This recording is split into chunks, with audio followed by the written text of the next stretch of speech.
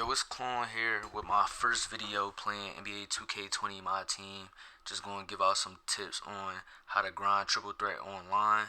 And the reason why I'm making this video is basically I noticed a lot of players run different types of teams. I've noticed a lot of players don't use the defensive settings, and without the explosive behind the back, some players appear to be unable to do anything on offense. My goals in this video is to show some perks of grinding triple threat online, give out some in-game tips basically on defensive settings, team recommendations, and some offensive settings. First I'm going to go over the top rewards in triple threat. And in my opinion, the top rewards is diamond consumables, packs, but then you also have tokens, MT, and you have the spinners to get extra MT and tokens on the side. Let's get into the team recommendation. The team that I would recommend consists of an athletic, versatile defensive player that can shoot and drive and can run the floor for you.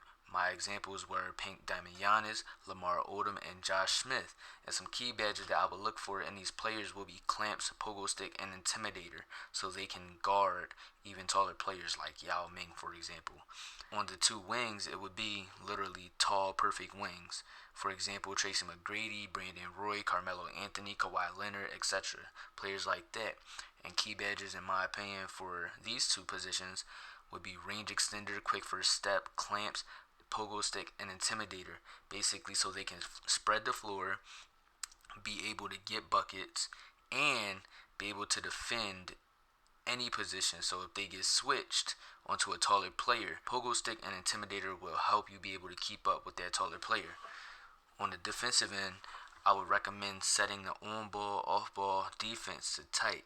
So if the opponent wants to shoot a bunch of shots, the computer will be more likely to contest and not get lost, and it can make a lot of players uncomfortable since they won't be used to the defense actually playing defense. And I would recommend setting the defensive game plan to stay home so the computer doesn't do anything dumb like run into the paint when you're guarding your player, or switch even though you're on your assignment. And I would recommend off-balling with the tallest player or on the worst shooter, because in my opinion, it's no point of guarding someone that has a below 70 3-point shot all around the floor. You can use that player to support your team and close the paint, which will mess up the floor spacing. And I would recommend still being a solid on-ball defender, so practice on-ball defense, because this can help with pick and rolls. Basically, what I like to do is if someone sets a pick, I like to go to on ball, basically to lock down the opponent and not give up an easy shot. On the offensive end, I just have some tips. I'm not going to tell anyone how to actually play their game. I would just recommend thinking before you pass, because there are a lot of square spammers out here. If you do pass too quick, you might just give up the ball.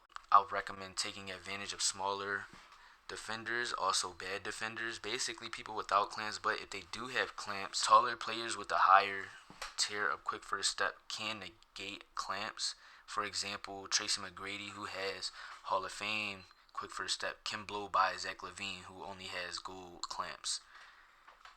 But also don't assume that because you have a height advantage, you're going to get easy points. So never assume because you have the height advantage, you don't have to really try to get your points still. I've noticed that when it comes to tall, perfect wings, that they can defend many positions even if they have a height disadvantage. For example, I'm pretty sure I'm going to put it in the video too, where I did lock down a Pink Diamond Giannis with Brandon Roy. Also, I just recommend controlling the pace. Play at your own pace.